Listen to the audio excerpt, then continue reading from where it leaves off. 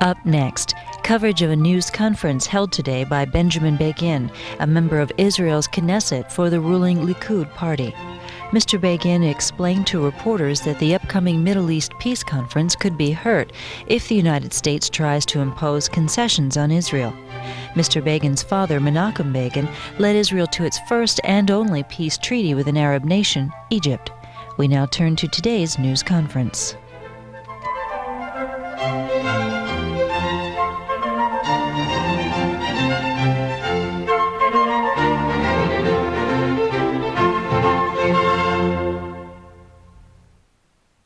Fine, ladies and gentlemen, good morning and welcome all to the Embassy of Israel. I'm Ruth Yaron, press counselor for the Embassy of Israel, and we are delighted to have here this morning member of Knesset, Benny Begin.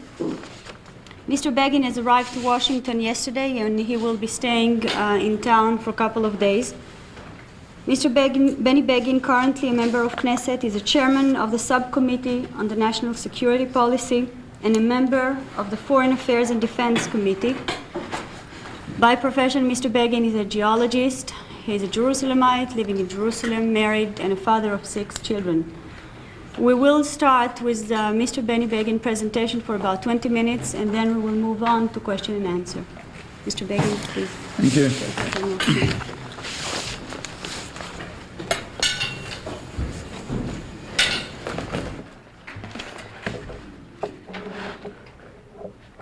Want to stuck it somehow? All right.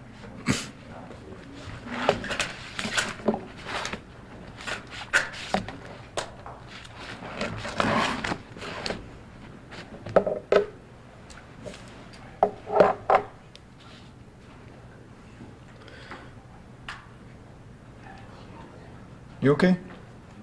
All right. Shalom, good morning to everyone. I'm still on the lag a little bit. I just arrived yesterday and I'm pushed around by our diligent people over here. So please bear with me if some of my English vocabulary sometime flies. I'd like to start in relevance to the upcoming negotiations in Madrid, or their opening ceremony there, to relate to you a story that has to do with my geological background as briefly portrayed by our press lady. I was drafted about 3 years ago by my party from my geology, and at the time I was in Colorado. I was on a sabbatical there and I had bold time. What I was doing there that summer of '88, I was informed at the time that there is a problem between the government of Colorado and the Federal Forest Service on the use of water resources on Federal Forest Service lands. And I was asked to try and build up a certain computer expert system to help them reach at least some basis of information and maybe some compromise. I did it. Didn't take too long.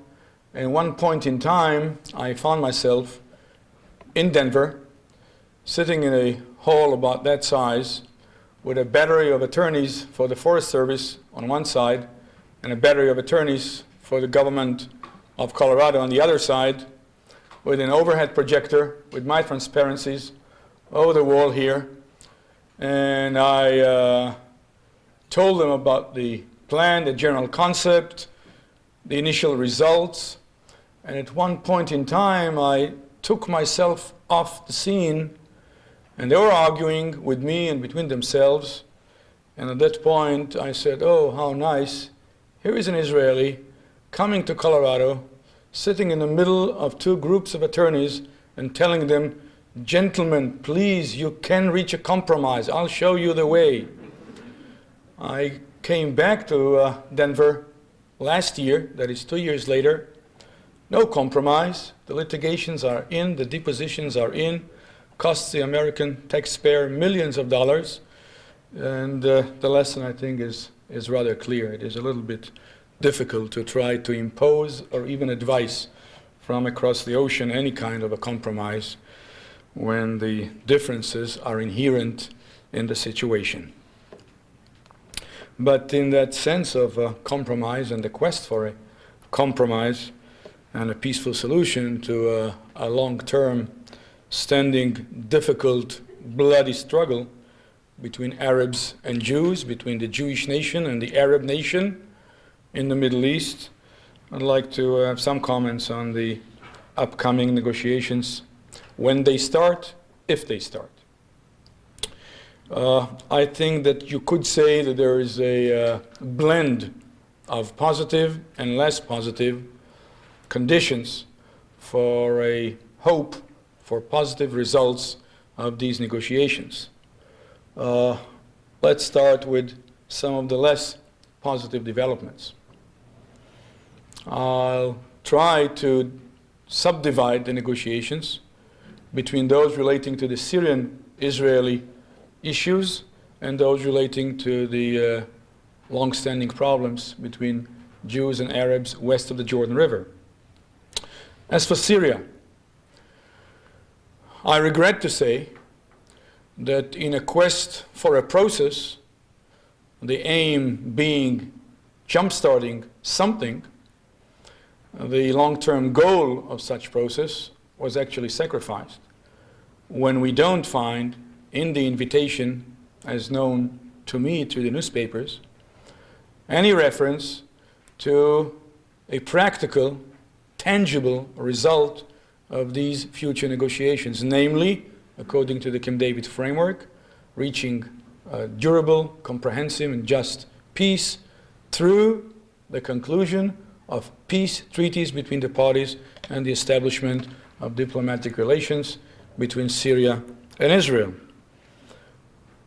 The negotiators of that form or format of the invitation succumbed to the Syrian whim with its long-standing refusal to sign a peace treaty with the Jewish state. In other words, Mr. Assad rejects even his own slogan of territory for peace, with no peace treaty in the air or in the cards. It is going to be the following slogan from his point of view: the territory for non-peace. And I don't know of too many people in the international community, our friends, people who are less friendly, that would accept even such a slogan. Mr. Farouk Eshara, the Syrian foreign minister, went as far as saying that he would not shake the hand of the Israeli foreign minister when the negotiations start. And the other part of the bad news is that up to this moment, as far as we know, the Syrians refuse to take part in the so-called multilateral negotiations, one topic of which should be, or should have been, arms limitations in the Middle East. So you combine all that, the bottom line is not that rosy.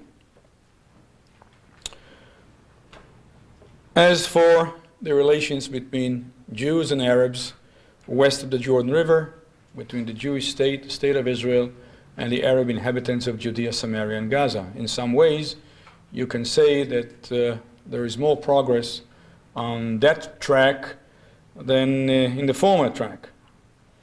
And maybe the most important one is that after a long-term refusal by the Arab world, except for Egypt, and by our immediate Arab neighbors in Judea, Samaria, and Gaza, they have accepted, as far as we can gather, that the framework of the negotiations is the implementation of the Camp David framework for peace in the Middle East, namely the two phases. First, the establishment and inauguration of the autonomy institutions for the Arab inhabitants in Judea, Samaria, and Gaza, and only after 3 years, negotiations on the final status of these disputed areas with the transitional period and the positional arrangement alluding to a period of 5 years.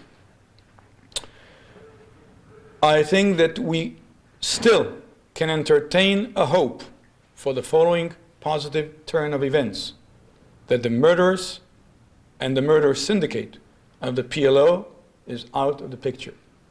There are last-ditch, last-minute attempts by the PLO to penetrate the process in some methods and some diplomatic tricks, but I think that by now more Americans should realize and should be aware of the true nature of that gang.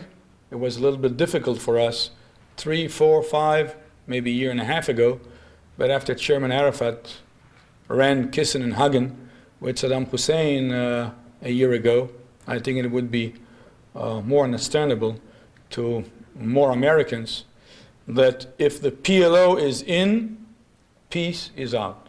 When the PLO spells peace, it spells W-A-R. When they're talking about a two-state solution, it spells a final solution. They are in, it's almost literally, maybe literally, dynamite. The negotiations will explode from within, with no hope for any possibility to reach a minimum degree of understanding between Israel and its immediate Arab neighbors west of the Jordan River. According to previous understandings between the United States and Israel, you might recall that a year and a half ago, Mr. Baker presented Israel with a 2-item questionnaire. To the first one, we responded positively, namely, would Israel be ready to consider on a name-by-name basis a list of possible members of an Arab delegation representing Judea, Samaria, and Gaza. Not Jerusalem, Judea, Samaria, and Gaza. And not the diaspora, Judea, Samaria, and Gaza. So the state of Israel, the government of Israel, as you all know, has its own ways and means and methods to get an accurate knowledge about the contents of the list of future participants as delegates or as members of that Arab delegation. And according to that previous understanding with the United States government, the government of Israel is going to consider it on a name-by-name basis and confirm it on a name-by-name basis. As understood between Israel and the United States, those names cannot include an Arab representing Jerusalem, an Arab representing the so-called Arab Palestinian diaspora, and of course a member of the PLO.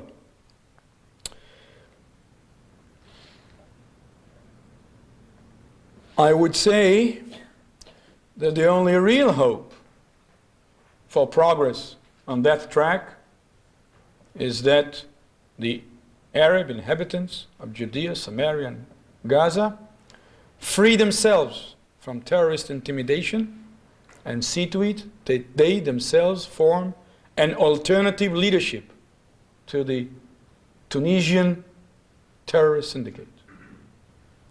Those who tell us from time to time, but listen folks, with no green light from the PLO, nothing would move, this is the main factor on the ground, I would like to remind everyone that the PLO is an umbrella organization of terrorist organizations, and that even if someone gets a green line from one faction of this terrorist umbrella syndicate, there would be a host of other terrorist organizations with an ability to acquire a terrorist veto on the process. If we succumb to a pressure of one group, we shall be faced with the terrorist pressure of another group, and you will know that in the last 2 or 3 years, these terrorist groups have been able to atrociously butcher more than 500 Arabs suspect of quote-unquote collaboration with the Israeli government.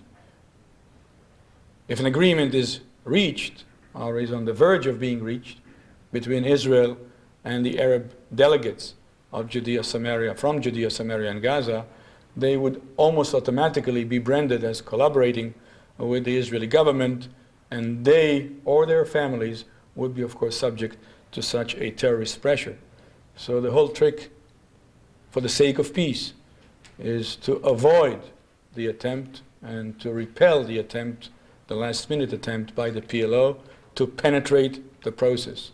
They are in, peace is out, and therefore they are in, Israel is out, and there just won't be any sense of wasting time and energy and goodwill on something which might explode any day within the negotiations. I would conclude. It's not 20 minutes, Rudy? So I'm trying to be as short as possible and let you ask or comment.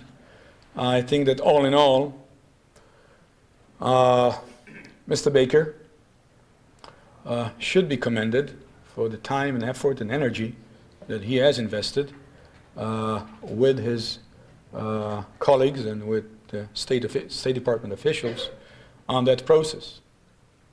With all these reservations that I pointed out, there is a move.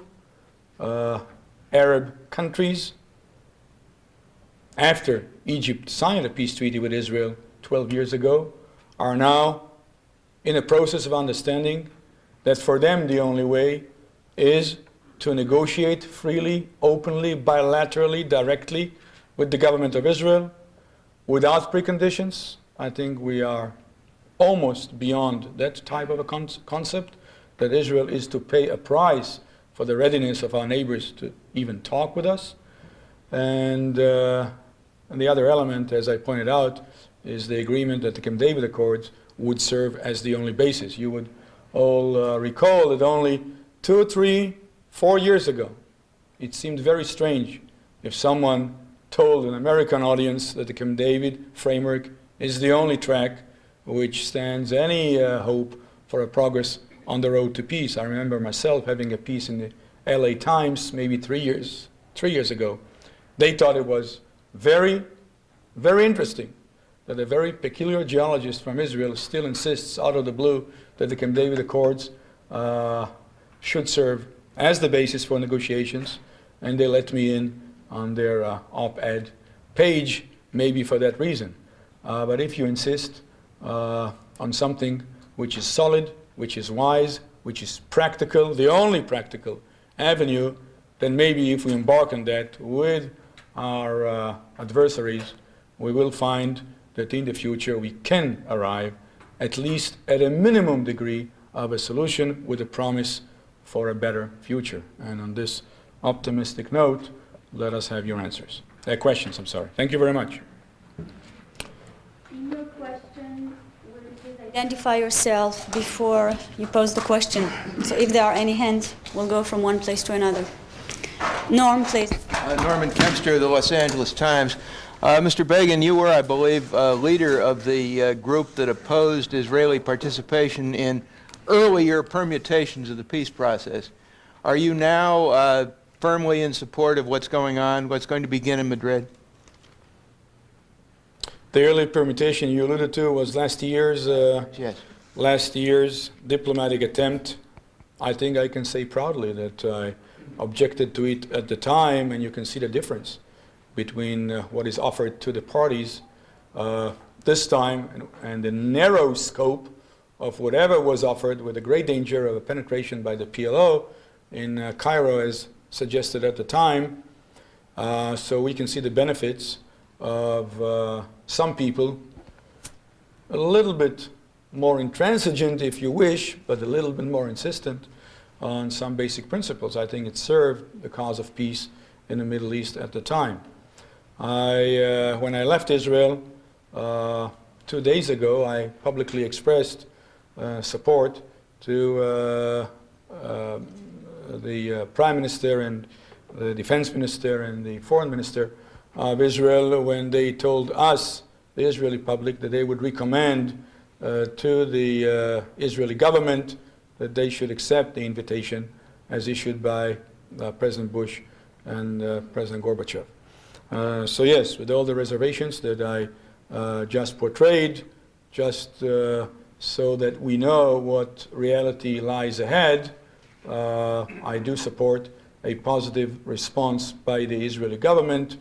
You are aware, of course, of the fact that these last-ditch attempts by the PLO to penetrate and destruct the process are not conducive to a positive result, and the government of Israel is still in a position by which it has to confirm on a name-by-name basis the list of Arab delegates of Judea, Samaria, and Gaza. Otherwise, if this is okay, we go to Madrid, and I'll be as hopeful as anyone else. Dan Raviv, I'm with CBS.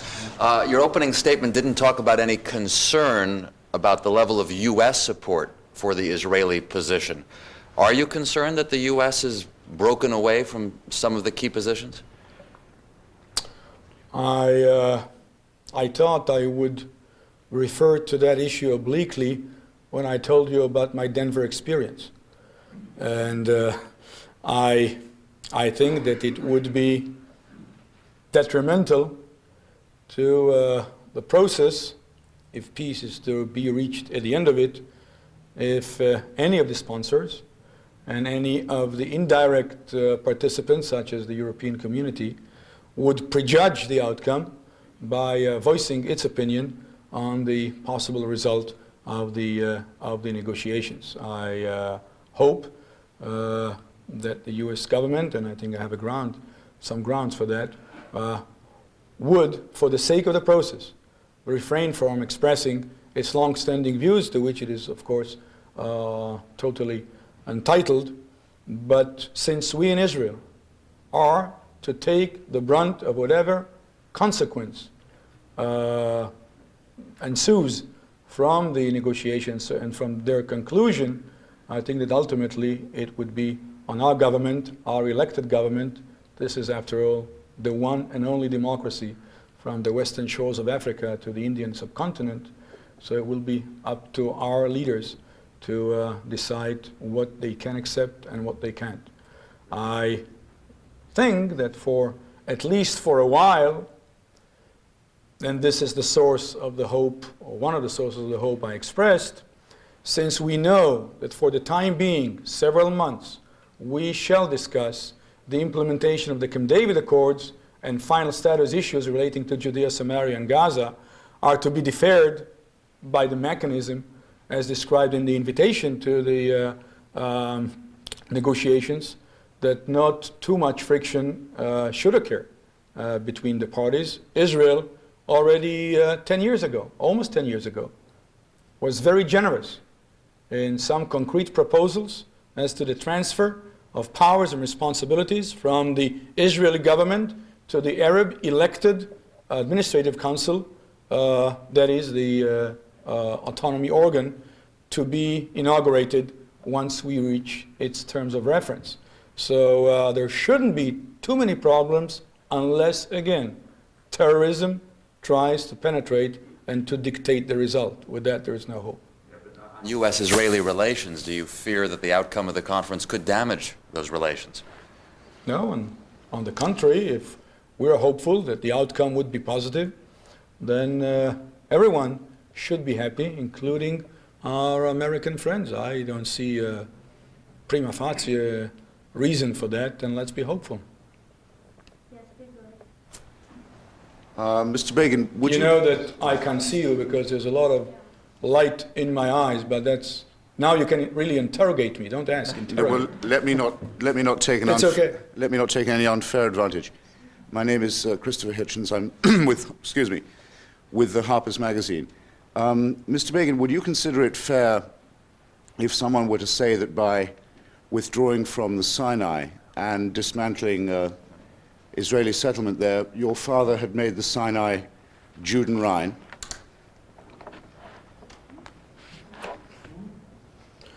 No, I think that the Egyptians are the ones who insisted that Israelis and Jews cannot live in the Sinai Peninsula. And I think it's a very bad precedent. I think that many would agree that it takes a lot out of the peace atmosphere that should have been there between Israel and Egypt. And as it relates to future negotiations, let me say that I have accepted in the past Dr. Kissinger's definition of the Egyptian, of the Egyptian-Israeli negotiations and their conclusion. Dr. Kissinger said at the time that the Egyptian-Israeli treaty means that Israel traded tangibles for intangibles. And you know that Egypt has not even delivered fully the intangibles. I'm saying that because it is important to note what kind of an ambience we live in. We live in an ambience of dictatorships. We live in an ambience of one-bullet regimes, very violent, most of the violence occasionally directed towards the State of Israel. And when I'm asked by an Israeli citizen, can you vouch that the Israeli-Egyptian peace treaty is irreversible, my candid answer is that no, I cannot. With one-bullet regime and with the uprise of fundamentalist Islam and with the type of cartoons and articles and editorials that the Egyptian elite feeds the Egyptian masses, this is not a recipe for a long-term peaceful situation. And therefore it relates to your question, because if people insist that something happens in Judea and Samaria, say, and God forbid from our point of view, it is under foreign sovereignty, with no ability for Jews to live in towns and villages established there already, or some that will be established in the future, if this is the case, and no Jews will have a right to live in their own country, in their own land, though under different sovereignty, which is not my solution, as you all know, this is not the most conducive vehicle to good and fair and peaceful prospects for any kind of a future.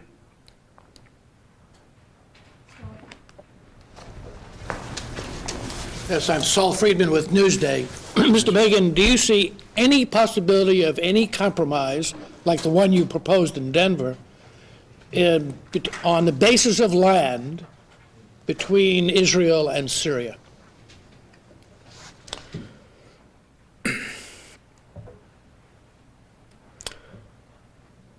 Do you want a short version or the short version?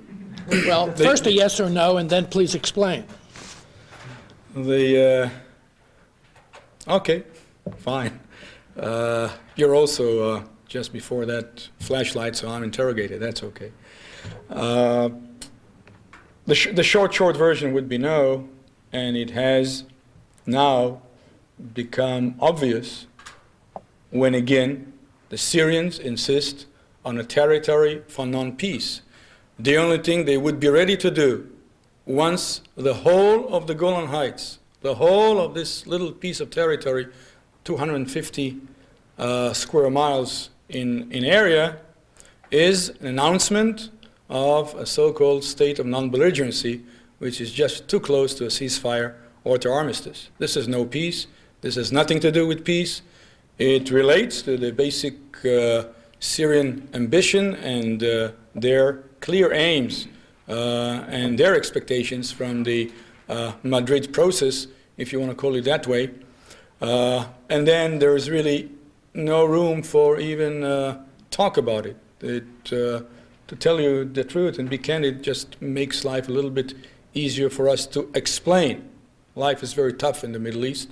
It's going to be tougher, close to impossible, if Israel relinquishes the Golan Heights, that strategic part of the state of Israel since 1981, to the Syrian despots. But as this is the clear position of the Syrians, I don't think that it should have the support of anyone just on the threshold. It should just be thrown from any international, quote, court. But it seems to me that you're leaving some room, Mr. Begin, for some sort of compromise in exchange for not non-belligerency, but a peace treaty.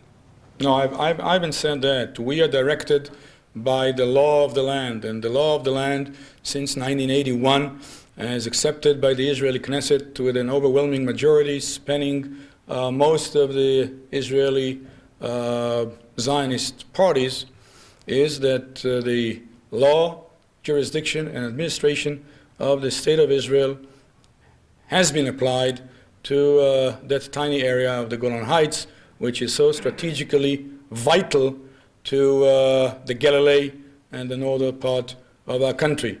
I sometimes switch the usual slogan, and we say today, or I wish we would say today, at least I say that today, that the Galilee is an indivisible part of the Golan, and not vice versa. Morton Kondracki, the New Republic. Hi. You seem to be saying that a last-minute move by the PLO might torpedo Madrid yet. Would you please be concrete about what you mean and what you understand the American position on this is? And secondly, what do you understand the request of the United States might be for a freeze on settlements, and how, at an early stage in the negotiations, and how would that affect the future of the talks? Yeah, on A, Morton, I think I wouldn't like to be concrete, or I don't think I should be concrete. But you heard the news. There was that trick of a delegation of 7, expanded to a delegation of 14, then expanded to a delegation plus a council of another 6.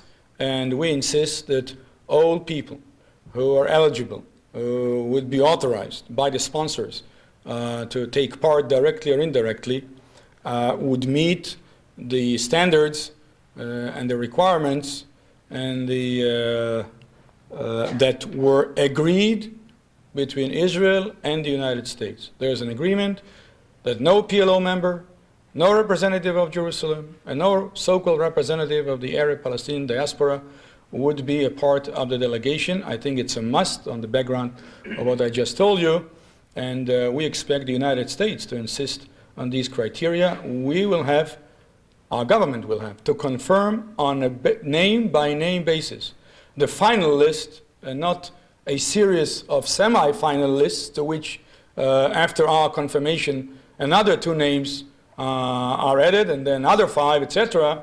I don't think that we can tolerate these types of tricks, and I think that we should be aware of what the meaning of these tricks are. A last-minute attempt by the PLO to penetrate the process in a breach of long-standing, almost long-standing, at least a year or so, understanding between the United States and Israel.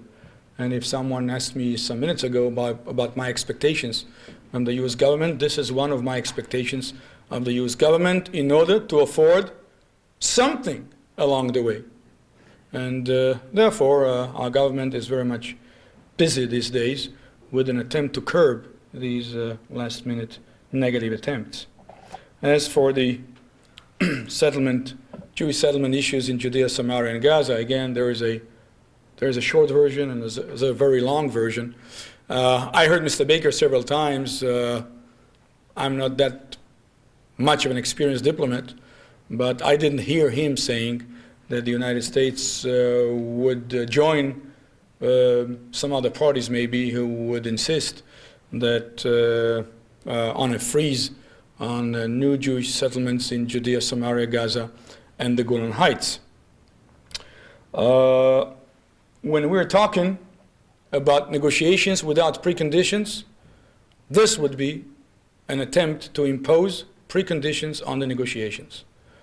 More substantially, I would say that since the State of Israel agreed 12 years ago, in contrast to long-term views by its own Likud government and its own Likud leadership, that although Judea, Samaria, and Gaza are part and parcel of the historical land of the Jews, namely Eretz Israel, the land of Israel, despite all that, our government and our leadership agreed at Camp David that the final status of these parts of our homeland would be negotiated.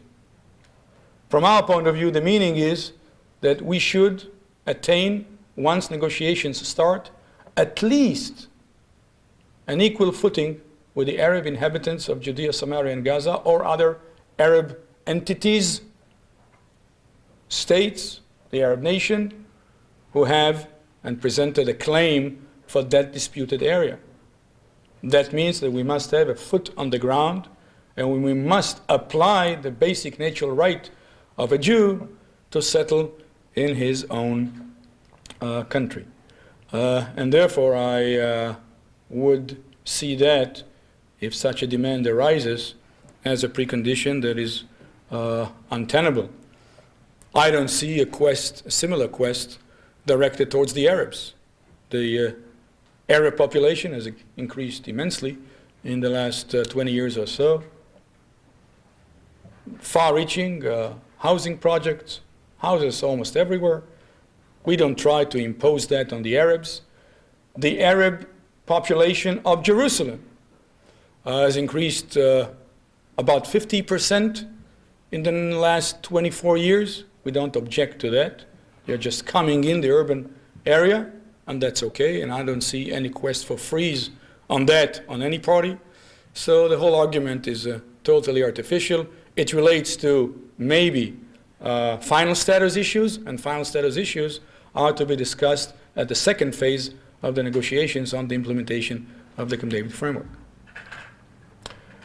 Let me just, I'll be in a minute, just half jokingly but half serious, I'd like you to get a grasp of what does it mean for us, the readiness to negotiate the final status, that is the sovereignty of these parts of our homeland, namely Judea, Samaria, and Gaza. Please note, I read it in the Financial Times last month, that in August, a UN committee resolved and recommended that Great Britain and Argentina should negotiate the issue of sovereignty over the Falklands/Malvinas. And the Financial Times asked the response of the British Foreign Ministry. I would quote it almost verbatim. A, the UN committee is non-representative, doesn't carry any weight. B, although the Foreign Ministry would welcome a chance, an opportunity to improve relations with Argentina, Her Majesty's position on the issue of the sovereignty on the Falklands remains unchanged. Column, it is non-negotiable.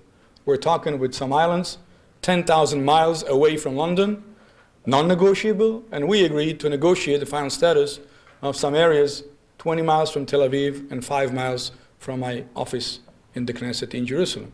So there you are, and you can judge which is an intransigent, unyielding, strong, adamant position, and which is not. 90%.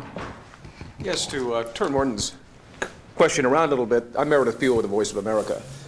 You are suggesting that there is a scenario in the negotiations that it would make it possible for Israel to agree to halt the construction of the settlements in the territories.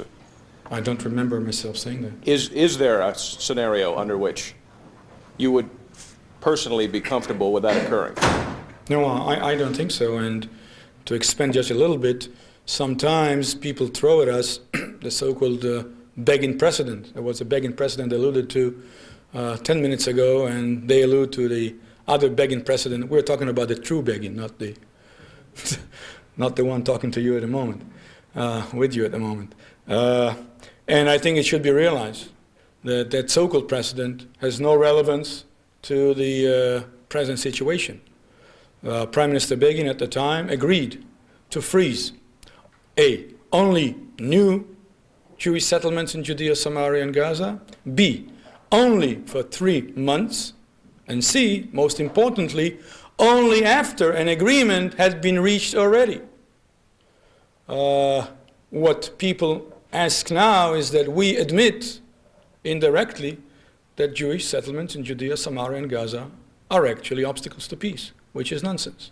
I think that even by now already, you can judge that that pretext and that assumption has been proven to be false. Suppose that we overcome the PLO attempts to control the process, and we all go to the negotiations. Only 6 months ago, a year ago, 2 years ago, we were told that unless we freeze Jewish settlements in Judea, Samaria, and Gaza, and the Golan, nothing could be started. It is in the process of being jump-started, and Jewish settlements are being constructed.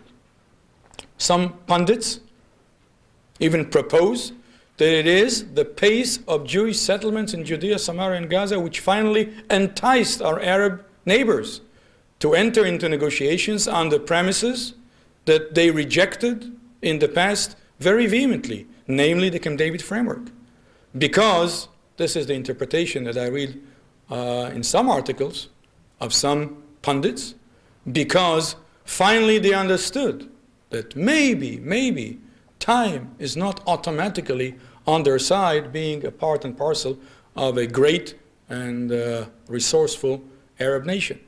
So with that in mind, I think we should see this issue in the proper context. Mr. Bacon, I'm Lars Nelson from the New York Daily News. If you could look ahead 10 years, what would strike you as a fair, durable, and lasting peace that might resolve some of the Arab grievances and would be a stable settlement?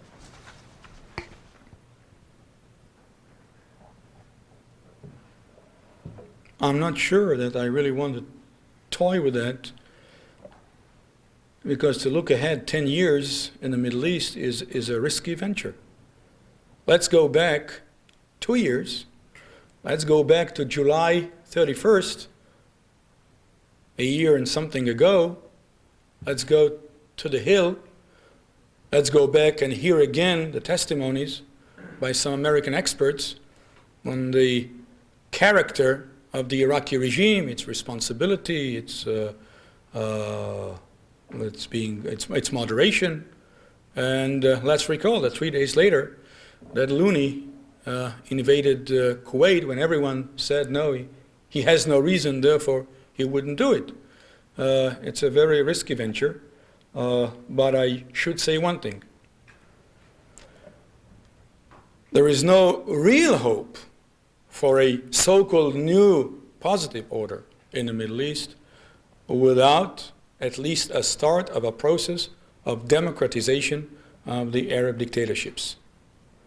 I think that I can say that I don't see that much American zeal in an attempt to transform the Mideastern Arab regimes towards democracy as I hear it in other parts of the world. And unless that happens, very little could be expected. There can be no doubt that since the statistics are very simple, 20 Arab states and 0 democracies out of these 20 Arab states, with these statistics in mind, you must judge whether you are a geologist or an attorney or a sociologist, that something very fundamental is inherent to contemporary Arab Muslim society, which prevents it 1 or 2 generations after it's being freed from colonialism and imperialism from reaching a state of being a democracy. And with all that in mind, whatever happens in the year 2000, Israel cannot rely on international guarantees. Their value is very close to 0, and I'm not sure from which side of the 0.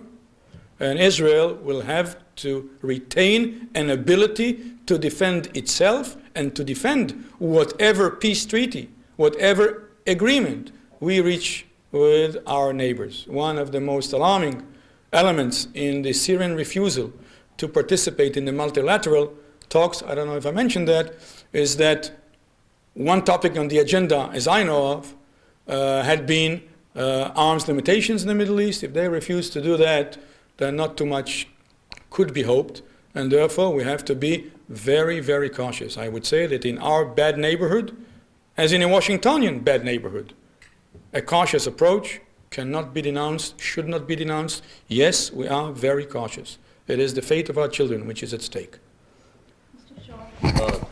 Dan Shore. Hi. Dan Shore, National Public Radio. Yes, sir. Looking not 10 years ahead, but just maybe a few months ahead, it can be expected that there will be some kind of deadlock between the position of Israel and the Arab countries in bilateral negotiations. Do you envisage the possibility that Secretary Baker or his delegate can move from the position of convener to a mediator and make proposals of his own? According to one of the previous questions, which is related to that one, I think that some people would maintain that it is in the cards, that it is a possibility, I should express the hope that it doesn't happen. We know the American position, and not only the Likud government cannot accept it as such, I'm talking final status issues, but even the Israeli Labor Party. There is sometimes a confusion on the degree of cohesiveness in our country. As far as I know, no country in the world, no government in the world has accepted even the more modest Labor Party platform, namely that in the context of peace, the Golan Heights, the Jordan Valley, Jerusalem and its surroundings, the northwestern part of the Dead Sea and the Gush Etzion area would become under Israeli sovereignty. I haven't heard that any American government or any other government for that sake, for that matter, agreed to that. And so the difference and the distance between these positions, which form a very wide denominator, common denominator in the Israeli public, are rather far away from the known U.S. positions related to the reestablishment of the pre-1967 borderlines as recognized as insecure as they might be. I'd like to point out, Mr. Shore, as an American, you should, I think, be aware of the fact that the present U.S. diplomacy vis-à-vis that issue is based on two conflicting premises which cannot be reconciled. A, the U.S. does not support, I hoped it would object, but it says it would not support, the U.S. does not support the establishment of an independent Arab state west of the Jordan River. B, the U.S. does not support continued Israeli occupation in these areas. Now, these two tenets cannot live together. The situation must be very clear, in your minds at least. It's an either-or situation. Either Israel controls these areas one fashion or the other, or a terrorist syndicate of the PLO/fundamentalist Hamas takes over and establishes over one night a terrorist state south of Syria, west of Iraq, and north of Libya. Americans don't need that, and we cannot tolerate that. A while ago, some Americans entertained the illusion that these two conflicting assumptions can be reconciled through the so-called Jordanian option. The Jordanian option has evaporated a long time ago. It's very hot in the Middle East, and due to that heat and friction, it almost concretely evaporated.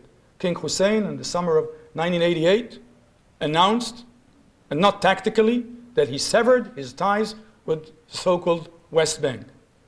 He cannot, he could not, he will not be able to overexpand and overextend himself to Judea and Samaria, even if he wanted to, with his plummeting economy and with the unrise of the fundamentalist Islamic forces in his own country.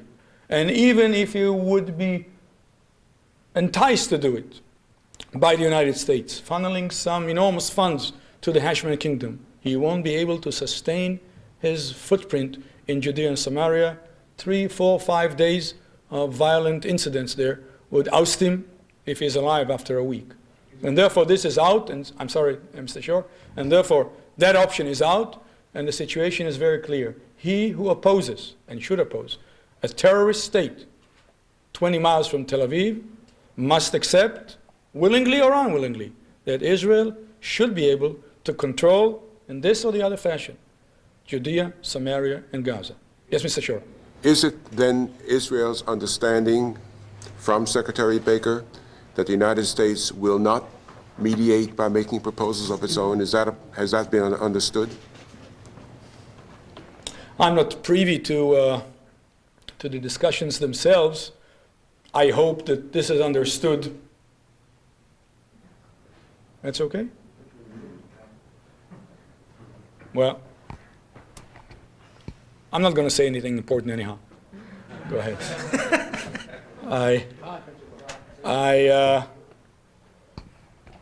It is thus understood by our people. And to be rigorous, I can only express a hope that it is thus understood and accepted by the U.S. government. it must be understood that if any party, if any sponsor tries to impose his own solution, or tries to raise his own solution, that proposal would not be the compromise at any rate. If I agree to it, I don't agree to it, that compromise proposed by any sponsor would become the minimum level and the minimum requirement by the Arab side.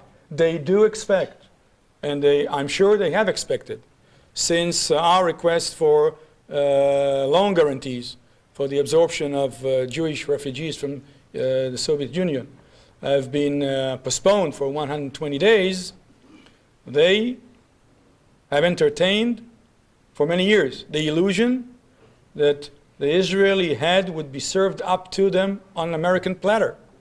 That shoots them up the trees from the point of view of expectations and from the point of view of very far-reaching and extreme demands. And therefore, with that technique in mind, I think that the sponsors should refrain with all their strength, although they might be impatient, from raising any such possibility. It won't serve the process. Due to the schedule of Mr. Begin, We can go ahead with some... We have a few more. I still have Mr. Benami, Larry Kohler. Mr. Tal, maybe we can do this later because we will have a session with each other corresponding to our review. Or this is like the first sequence. Are you raising your hand or not? And Mr. Cox. Thank you. I'm Andy Glass from Cox Newspapers.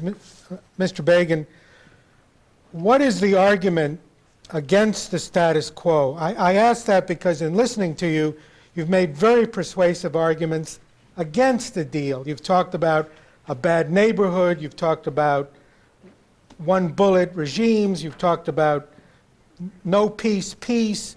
What is the argument against a status quo? Is there one? There is one, and it is embedded in my bio as read to you by Ruti an hour ago.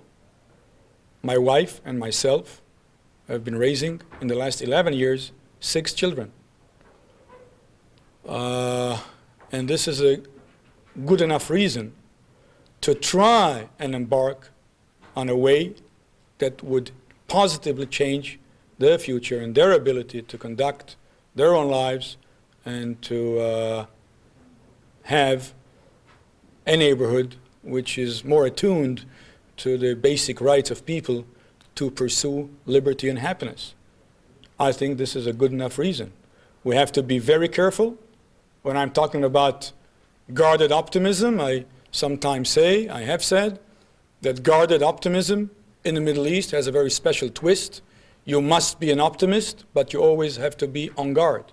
But without that type of an optimism, it would become very, very difficult to raise children in our country.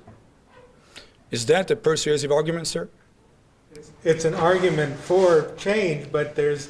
For a change for the better. Yeah. Some people are telling us that since the status quo is untenable, any alternative to the status quo is better. And I say, hey, wait a minute. When you are stranded on a highway in a dark, rainy night, and it's very uncomfortable, you still, that's the way I'm trying to tell my kids, you don't take the first ride offered to you, even on a rainy night, and because it is the rainy night. The rainier it is, the more careful you have to be. Some alternatives to a dim and grim status quo are even dimmer and more dangerous. So we have to pursue a positive avenue. But I get the feeling in listening to you, with all respect, that were you to lay out a concrete, comprehensive peace agreement, were you to put it another way, were the Arabs to say, you write your own ticket and we'll sign it, you get the feeling that somehow, well, there's a trick here, we can't do it. And quite frankly, vice versa. You write the agreement and we'll sign it. That's the deal you get from the Syrians and everybody. You go, hey, wait a minute, we can't do that. Or the other way, you know what I mean? You want to negotiate. I'm not sure I get it. I'm sorry, yeah. I'm not sure I got you right, I'm sorry. Well, I'd say if I came to you, I'm super Arab, and I say, you write a peace, you write a fair peace, and I'll sign it. That's all I want. You write it, I'll sign it. I get the feeling that the reaction in Israel would be, hey, wait a minute, there's a trick here. We can't do that. You have a precedent. Some of us thought, it was a trick, it would become a trick, and yet 12 years ago we traded very concrete and important tangibles, both economically and most importantly strategically, for those intangibles. The fact that we're not that happy, even with the intangibles as I described, doesn't sway most of us from embarking on a road which would be more promising. It must be more positive result at the end of that way. But yes, we should try it, we should start it, and this is the basic reason why, although I objected to the former permutation, as was described an hour ago, I do support this one with some of the reservations that I had. It is a very tricky situation, it is a very delicate one, but if there is a chance, we should be able to take it. And again, be very, very much guarded. Excuse me. Thank you. Mr. Begin, I would like to ask you a question referring to your scientific profession as a geologist. You're an Israeli. Yes, I am. Why should I respond to you in English? There are some colleagues that their Hebrew is not so well. I thought we could meet in a few minutes and let others do it, but go ahead with it. I'm kidding. If you insist, that's okay. I just wanted to...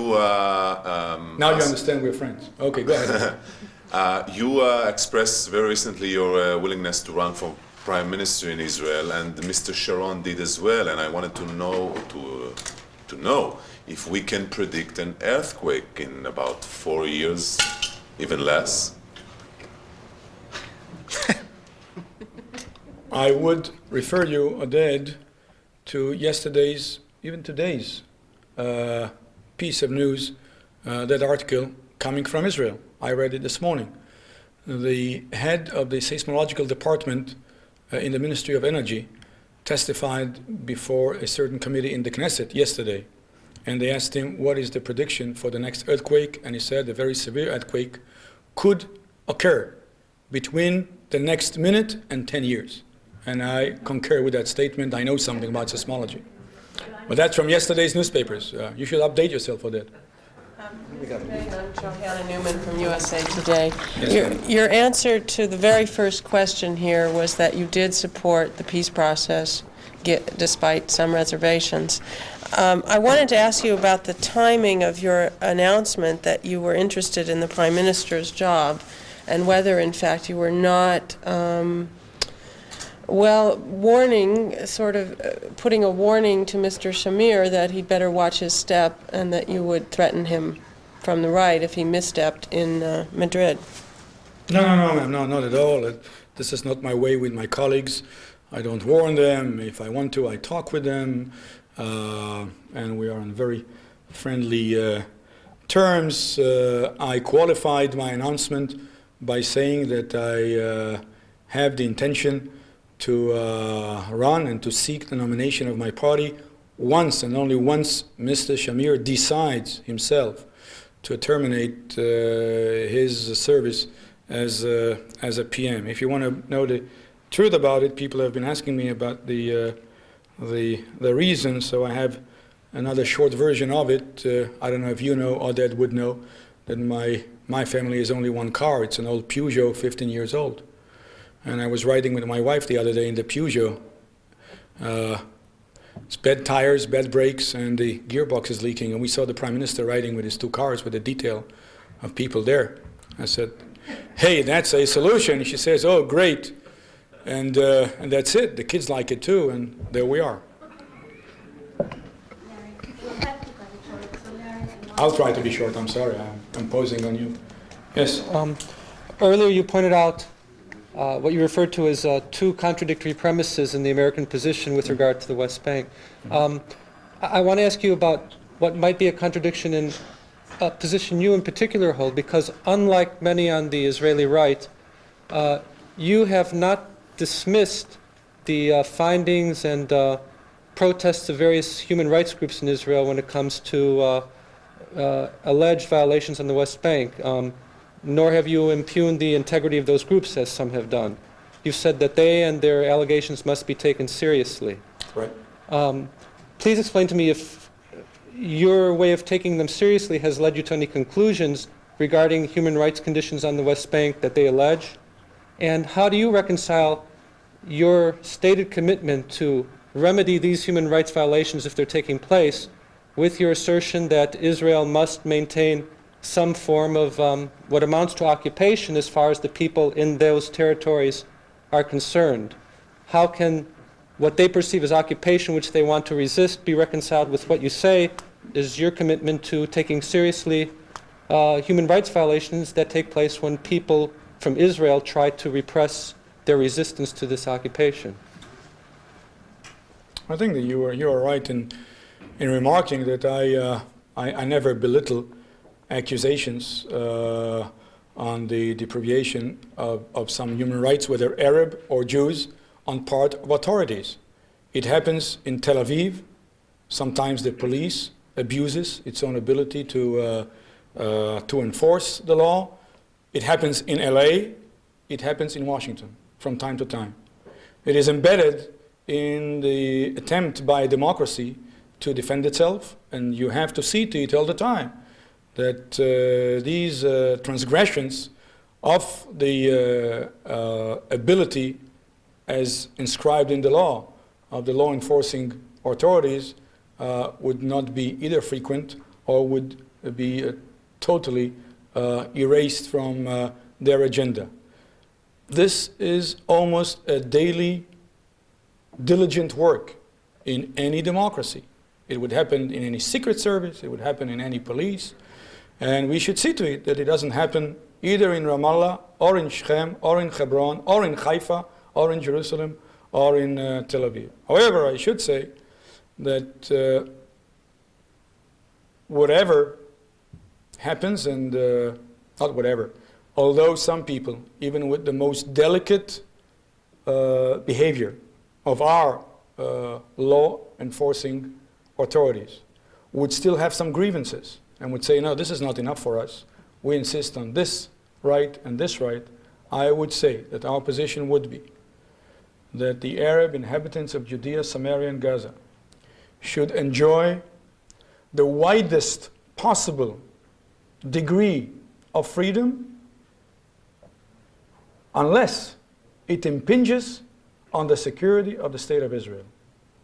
Any right, any human right, as far as my political science goes, and I have never learned political science, neither law, every right is not unlimited.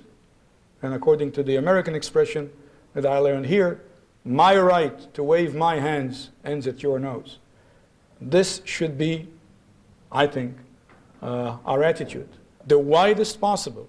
If there is an immediate threat to the security of Israel or of its citizens, it should be removed. Sometimes removed with force. When you use force everywhere, it should be done according to some limitation, with some limitations. It should be exerted on a minimum level. If that minimum level is sometimes high, if the situation calls for it, then that's the situation, and the responsibility rests on those who try to impinge upon some basic rights for life and safety of other individuals. This, I think, would be in general my approach, and I don't see a conflict there. And if there is a conflict, it is the same conflict, equivalent to similar conflicts in any other democracy. Mr. Benny Begin, I'm sorry. I do want to thank you. That is it. We can't cut it short unless we start taking one after the other, and whoever has no question is welcome to approach. I thank you all very much for coming in. Thank you very much, and good morning.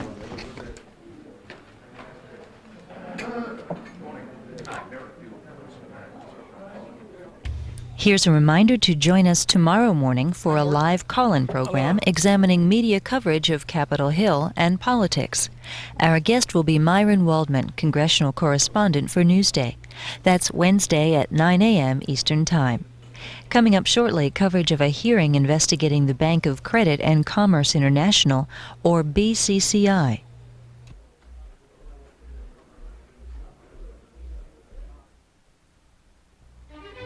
Earl Warren served as Chief Justice of the United States from 1953 until 1960.